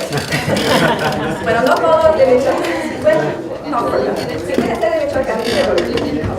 La única cosa es que en Michoacán, la verdad, van a ver cuando abren el libro, se ve así. ¿No? Entonces yo creo que en Michoacán tal vez es como que todo está en rojo, un poco más complicado para focalizar la exigencia. Pero la idea aquí es pensar como en un papel, ¿no? Que quieren ser de sociedad civil, que quieren ser estudiantes, que quieren ser familias o maestros o autoridades locales. ¿Quiénes quieren ser? Puebla. ¿Lo que van a ser Puebla? ¿Vale? No, pero además, ¿qué papel? ¿Qué papel? Sí, entonces, primero es pensar en el Estado, segundo pensar en el papel de ustedes, ¿no? ¿Quiénes son ustedes? Y después revisar la información que encuentran aquí para pensar en qué acciones quieren tomar ustedes. Entonces, si son estudiantes, ¿qué les dice eso como estudiantes? Si son maestros, ¿qué les dice esta información como maestros? ¿No? ¿Qué acciones quieren tomar? ¿Qué quieren exigir? ¿De quiénes? Es un poco eso. ¿Cómo quieren usar esta información ustedes desde su papel? Okay. Lo que vamos a hacer es dar, ¿qué quieren? 2 minutos a cada grupo a que explique, que nos digan qué estado, qué papel tomaron, quiénes son y qué ven como los focos rojos más importantes en su estado y qué es su recomendación de acción, ¿no? ¿Qué van a hacer o qué van a exigir y de quién? ¿Algún grupo que quiere empezar? Aquí. Entonces, ya, nosotras somos 2 minutos para escuchar. Sí. Ok, vamos a escuchar a Nuevo León. A Nuevo León, ok.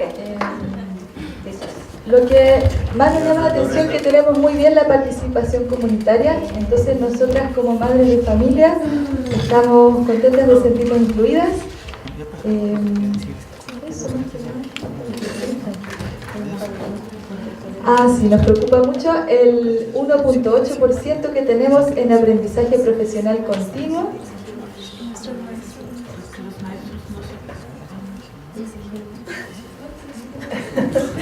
Que estamos preocupadas porque hay muy poca participación de los profesores en el aprendizaje continuo, entonces creemos que probablemente no se estén actualizando y vamos a exigir al gobierno que prepare mejor a los maestros. También nos preocupa esta parte de que hay muy pocas escuelas con rampas, pero vemos que también el índice solamente está midiendo un tipo de discapacidad, entonces si tenemos un hijo que tiene alguna otra discapacidad, no tenemos datos sobre eso.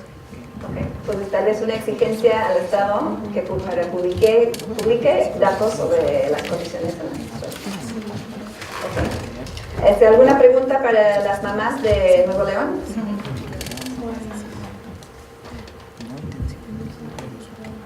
¿No? Yo quería decir algo que yo creo que lo hicieron muy bien, ¿no? Como el indicador de formación continua de los maestros puede parecer como que solo, ¿qué pasa con los maestros no están participando? Pero de nuevo, ¿qué pasa con el Estado que no está ofreciendo oportunidades suficientes a los maestros? ¿No? Yo creo que vino de una maestra, ¿no? Entonces, muy bien. Ok, entonces vamos con Puebla. Nosotros somos maestros, estamos posicionados ahí y vamos a exigir al director que empiece a gestionar cursos de aprendizaje profesional continuo. Cursos de aprendizaje continuo, ¿por qué? Porque estamos en rojo con 1.2%. Okay. ¿Hay algo más que como maestros en Puebla que les ayudaría en las escuelas? Acompañamiento por parte de la supervisión escolar. Okay, ¿por qué? Bueno, la tasa, el porcentaje es del 44.6% de supervisiones que tienen más de 20 escuelas, entonces realmente el tiempo es limitado. Sí. Entonces casi la mitad de las escuelas en Puebla, las supervisiones en Puebla tienen más de 10 escuelas. No, pero también tenemos algunos avances. Por ejemplo, tenemos un buen indicador en permanencia, ajustado por el nivel socioeconómico, y también tutorías alrededor del 99.6%, y en condiciones dignas de las escuelas también. Las escuelas del Estado destacan por contar con sanitarios, casi 9 de cada 10, y 7 de cada 10 cuentan con espacios recreativos, que creemos que son buenas condiciones para el aprendizaje. Okay. Entonces el Estado se ha esforzado en esta parte de la tutoría para asegurar que todos los maestros nuevos cuenten con un tutor, pero hay que tal vez trabajar en las supervisiones y en las oportunidades de aprendizaje. Y también, como en Nuevo León, tenemos un área de oportunidad muy fuerte que es en las condiciones para escuelas con rampa y para personas con alguna discapacidad. Okay. Entonces, algo de las condiciones materiales, ¿tú querías decir? Mejor no espero hasta que no. Ok. Algo que no mencioné antes, pero yo creo que fue mencionado aquí, los datos de condiciones materiales no se pudieron actualizar porque el INIFED nos dijo que no cuenta con la información. Entonces son datos de 2013 del SEMA. Entonces, yo creo que todos deben ir y gritar que el INIFED, el encargado del Sistema Nacional de Infraestructura Educativa, no tiene un Sistema Nacional de Infraestructura Educativa. Creo que sí tiene, pero no la suelta. Está en papel. Está en papel. Lo que nos han dicho es que está en papel, 7 hojas por escuela. Nos han invitado a ir y ver, ¿no? Tienen cajas de esos papeles en una bodega en la Ciudad de México, pero ni ellos ni las empresas externas que han contratado para realizar los diagnósticos en las escuelas han hecho el trabajo de digitalizar esa información. Nos contestaron en el recurso de revisión que supera su capacidad técnica. Supera la capacidad técnica del Instituto Nacional de Infraestructura Física Educativa saber cuántas escuelas tienen daños.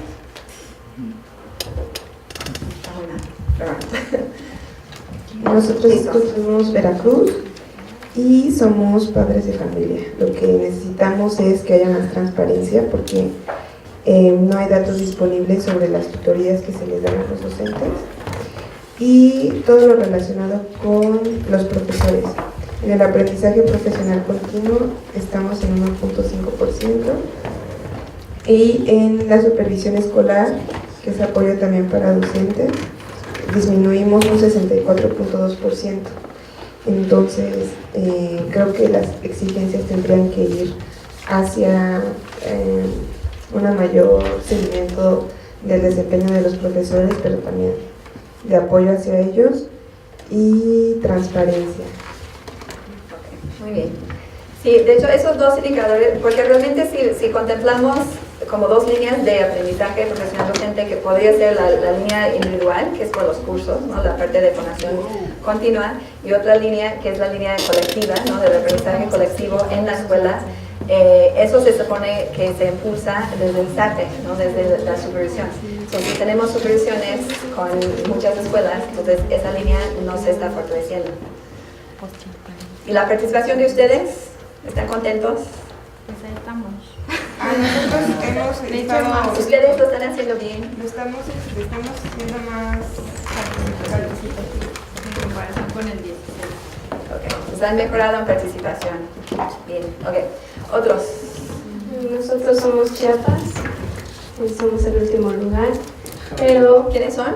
Chiapas. ¿Pero qué papel? Sociedad civil. Sociedad civil, ok. Como sociedad civil queremos transparencia porque muchos de los datos de los indicadores es porque no existen los datos, no coordinan las tablas.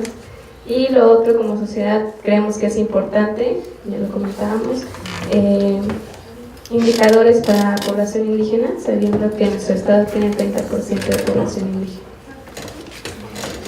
Okay. Y solo, bueno, hemos subido en permanencia, 72.4%, y en escuelas con sanitarios. En todo lo demás, estamos abajo. ¿Escuelas con qué? Con sanitarios. Bueno, una cosa es que en Chiapas no hay datos para eso. Entonces, como no participaron en el censo, si recuerdo bien, ellos tienen los datos del estado que estaba más bajo. ¿De Tabasco? No, Tabasco es aprendizaje, pero no recuerdo cuál es el estado más. Bueno, no recuerdo cuál es el estado, pero debe estar en esa lista. Pero eso es algo súper importante para Chiapas, para Michoacán, para Oaxaca. Transparencia, porque cuando no había datos, lo que hicimos fue darles el valor más bajo de todos los estados. Entonces, realmente como sociedad civil, ¿cómo van a saber las condiciones exactas si no tienen datos, ¿no? Entonces, yo sería de acuerdo que eso es como lo más básico, ¿no? Que tienen que luchar por la transparencia. Y no solo la transparencia, pero que el Estado aplique, ¿no? Entonces, planea, por ejemplo, como que el Estado pueda garantizar la aplicación adecuada del instrumento. Ok, muy bien. Ustedes, aquí.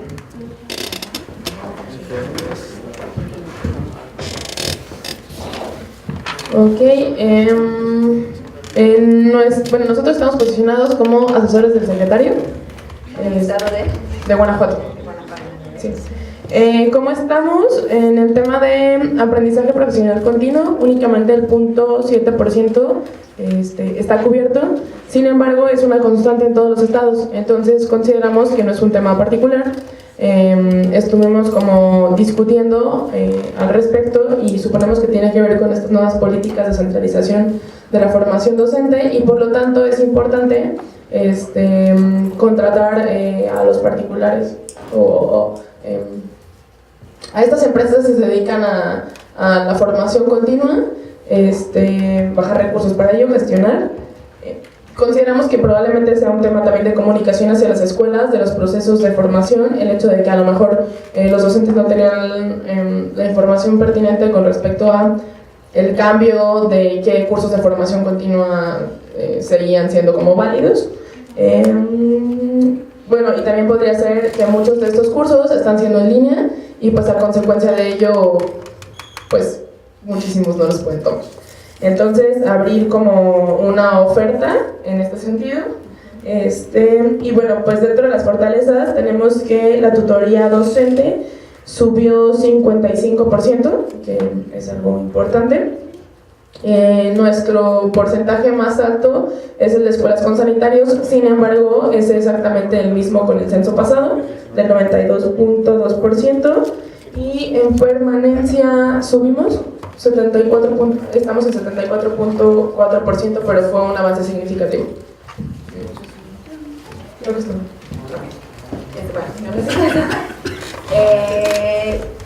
Iba a decir algo. Yo creo que en el punto de la formación, ese es algo muy importante porque yo creo que sí, algunos estados, como por ejemplo Zacatecas, ¿no? Entonces la calificación de Zacatecas en formación continua es un 10, con 3% de sus maestros en formación continua, ¿no? Entonces yo creo que por eso también nosotros ponemos los porcentajes reales, porque el estado podría salir y decir que sacamos un 10 en formación continua, somos buenísimos, ¿verdad? Pero 3% de sus maestros estaban en formación continua. Entonces, por eso la importancia de tener el porcentaje. Pero la otra cosa que estamos tratando de impulsar con eso de nuevo es la activación de los estados, ¿no? Y decir que no tienes que esperar a la federación, no tienes que esperar a la estrategia nacional de formación continua, no tienes que limitarte a eso. Incluso como estado es tu obligación, ¿no? De asegurar formación para todos sus maestros. Entonces, ¿por qué los estados y muchos estados no tienen una estrategia estatal que se difiere mucho de la estrategia nacional? Entonces, ¿por qué no están a nivel estatal ofertando más? Y de nuevo, el tema de los cursos en línea, ¿no? Entonces, a nivel nacional tal vez entiendes, pero en el estado, ¿por qué no están haciendo más cosas presenciales, ¿no? Okay. Entonces, fue muy rápido, pero quería como que hacer un poco del ejercicio de que para que ustedes pudieran entrar y ver y tratar de entender cómo con este índice estamos tratando de impulsar conversaciones sobre los sistemas educativos en los estados, como tenemos la aspiración a que cualquier persona pueda usar el índice. Entendemos que no cualquier persona va a querer meterse con los datos y los porcentajes, pero la idea es eso. Por eso muchos de los colores, ¿no? De decir que si estás en verde, más o menos así, si estás en rojo, hay que hacer algo, ¿no? Y de ver también cómo desde perspectivas diferentes puede ser algo muy diferente. Cuando hice este ejercicio en otro grupo, un grupo tomó el papel de estudiantes y para ellos fue el indicador más importante fue, ¿quieren adivinar? Aprendizaje, no, espacios recreativos, ¿no? Entonces dijeron eso, como que podemos ver que en nuestro estado no ponen atención a lo que para nosotros es muy importante, que es tener espacios para divertirnos, para relajarnos, todo eso. Entonces, la importancia de los 3 indicadores puede depender de quién eres, ¿no? ¿Qué esperas? Una pregunta, ¿por qué se optó en los estados más peor rankeados poner el porcentaje o la cifra de otros estados y no ponerle no reportado? Estoy tratando de recordar, eso fue una decisión en 2016 que tomamos. Bueno, yo creo que realmente porque son pocos estados, entonces lo que queríamos hacer fue poder incluirlos, ¿no? Porque en vez de darle 0, porque no reportado significa 0. Entonces, en vez de castigarles tanto y darles un 0, decimos que sería un castigo todavía darles el valor más bajo, pero no estaríamos dándole 0, porque si ponemos 0, por ejemplo, en el caso de Oaxaca, Chiapas, Michoacán, que no tienen datos para, como yo creo que 5 de los indicadores, sería básicamente que salieran con 0. O no incluirlos, tal vez. Pero ¿por qué, por ejemplo, en el otro indicador sí están como no reportados? Yo creo que eso porque es un indicador donde no tenemos los datos para 19 entidades y estamos tratando de impulsar la transparencia específica en esos casos.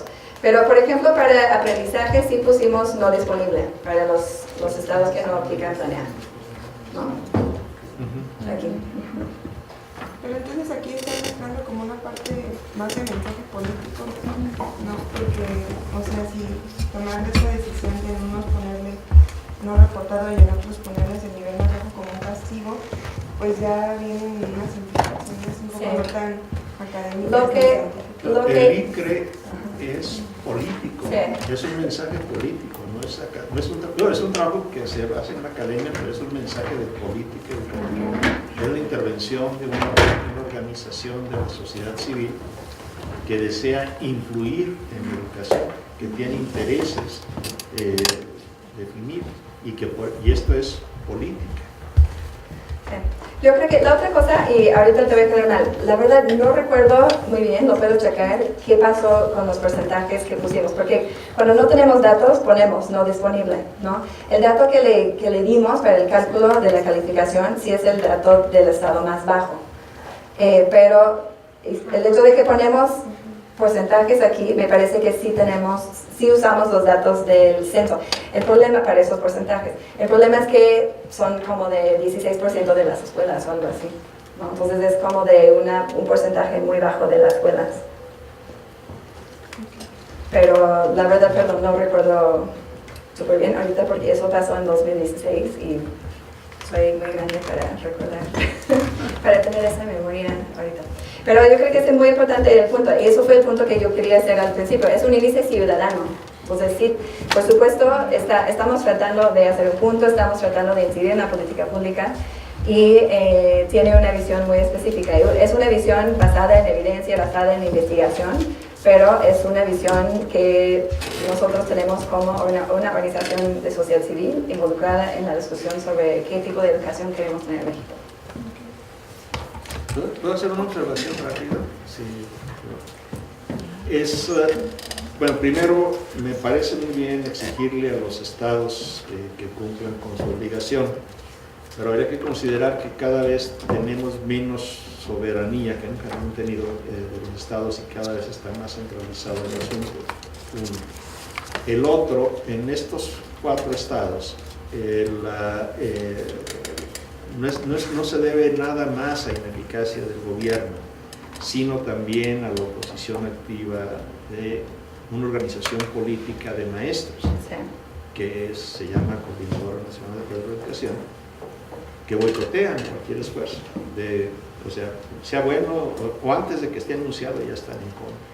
Entonces, ponerle mucha responsabilidad a los gobiernos estatales cuando tienen menos recursos políticos e institucionales y fuerza, o sea, no manejan la tecnología del poder. Sí. Yo entiendo, pero también yo creo que mi respuesta sería, a final de cuentas sigue siendo la responsabilidad del Estado. Entonces, aún si está en una situación muy complicada el Estado y en específico el gobernador tiene que buscar la manera, y si esa manera es buscar más ayuda de la federación, por ejemplo, lo tiene que hacer. Pero yo creo que, sí, yo diría que entendiendo la situación, cómo podemos apoyar al gobernador, y mucho es eso, ¿no? De un llamado a la sociedad, ¿no? Para decir, si necesitamos apoyar más al gobernador, entonces cómo podemos darle un poco más poder político para enfrentar esos grupos de interés. Yo creo que no podemos cargar porque es el tema de educación y porque interviene el sindicato cuando son muchísimos más factores y no nada más, no nada más es esto. Sí, también es pobreza, también, no sé, explotación de recursos naturales, corrupción, y no podemos decir, ¿por qué es educación y por qué es el sindicato? Es culpa del sindicato. No podemos, no. Sí, al final de cuentas el gobernador tiene que asegurar la gobernabilidad del Estado y la efectividad de las políticas públicas. Bueno, a mí me parece interesante la información que nos presenta y tendría como una pregunta para usted. Como sociedad está interesada en esta parte de la educación, del artículo 3 y que la ejecución la haga por parte del Estado. Bueno, usted dijo que no mencionó o que no se incluyeron en estos datos las escuelas multigrado. Solo en el de liderazgo. Ajá. Sí. Pero considero que como sociedad, y si ustedes abogan y tienen esa bandera de que quieren esta parte de la educación para todos, sería a lo mejor importante que sí se incluyera, a pesar de que a lo mejor pueden encontrar a lo mejor escasos de datos, lo que nos ayudaría a que sean visibles precisamente estas instituciones que a veces no se ven, estas escuelas que a veces pasan desapercibidas, y al hacerlo así, es decir, que no sigan apareciendo datos sobre estas escuelas, sería fomentar que sigan siendo invisibilizadas en lugar de ayudar para que se vea lo que está pasando. Sí. No, yo entiendo tu punto. Yo creo que sí trabajamos mucho tratando con temas de equidad, entonces tratando de ver a escuelas que están en situaciones más complejas, más marginadas muchas veces. En el indicador de liderazgo no los incluimos porque iba a salir en ceros para todas las escuelas, entonces no nos daría nada en comparación entre las escuelas, entre los estados, porque todos los estados estarían en cero en ese indicador. Pero a lo mejor ayudaría a evidenciar por qué está el liderazgo en cero, o sea, qué tantas cosas tienen que hacer los profesores que ni siquiera tienen a lo mejor esa parte del liderazgo, o se puede ver que no tienen liderazgo cuando dan clases, son intendentes, se encargan de toda la parte de la escuela. Creo que tienen liderazgo de alguna manera, pero a lo mejor no corresponde al tipo de liderazgo que se está esperando a que se mide. Sí, yo creo que también otra respuesta sería que eso, lo que dije, ¿no? Como empezamos con indicadores, pero lo más importante es el concepto. Entonces, definitivamente el concepto que queremos es el concepto de un liderazgo en cada escuela dado su contexto, ¿no? Entonces, si es una escuela multigrado, ¿cómo vamos a desarrollar modelos de liderazgo adecuados para estas escuelas si desde el sistema no van a dar una plaza de director para esa escuela, ¿no? Entonces, ¿cómo podemos apoyar el desarrollo del liderazgo en un contexto de una escuela multigrado? Pero por el momento, y también por la disponibilidad de datos, tenemos que ir con algo muy sencillo, ¿no? La verdad es, lo que yo siento es que como ya nos estamos acercando a todos en verde, en escuelas de organización completa con director, vamos a cambiar el indicador a otra cosa. Porque esa es la idea, seguir mejorando. Entonces, cuando todos ya mejoraron en una cosa, es subir la barra, subir la exigencia, decir que, ok, ahorita ya cumplieron con lo mínimo y lo más fácil, ahorita vamos a ponerlo un poco más difícil. Pero yo creo que esa sugerencia de tal vez en la siguiente edición ya empezar a pensar en liderazgo en las escuelas multigrado es una muy buena sugerencia. Bueno, yo tengo otra pregunta. A mí me parece realmente muy interesante todos estos datos estadísticos. Realmente noto una mejoría sustancial entre 2016 y 2018. Qué bueno que continuemos con este ritmo impresionante de mejora acerca de la eficiencia terminal y elevar la calidad educativa en términos generales. Pero como Organización Mexicanos Primero, ¿qué estrategias o qué alternativas de oportunidad está ofreciendo a los alumnos que terminen después de terminar la educación básica? Pero creo que también sería interesante. Sí, no, esa es una deficiencia que tenemos nosotros, que reconozco plenamente. Nuestro enfoque ha sido en básica y hemos intentado en momentos de incursionar en medio superior, pero la verdad es que medio superior es un mundo completamente diferente, con tantos subsistemas, y para entender, sentimos nosotros que apenas estamos entendiendo lo que está pasando en básica. Entonces, ahorita, para nosotros, no es el momento adecuado, ¿no? Pero sí, hemos recibido esa crítica cuando hemos presentado con chavos de bachillerato, por ejemplo, y cosas así, y sí, es como una debilidad que tenemos, pero reconocemos que ahorita no podemos hacer todo. Entonces, seguimos con el enfoque en básica, pero ojalá podamos pronto también incluir a medio superior. Solo somos 4 investigadores. ¿Alguien más? No. Bueno, muchísimas gracias por la invitación. No veo a Francisco. Muchas gracias por la invitación. Muchas gracias por la participación.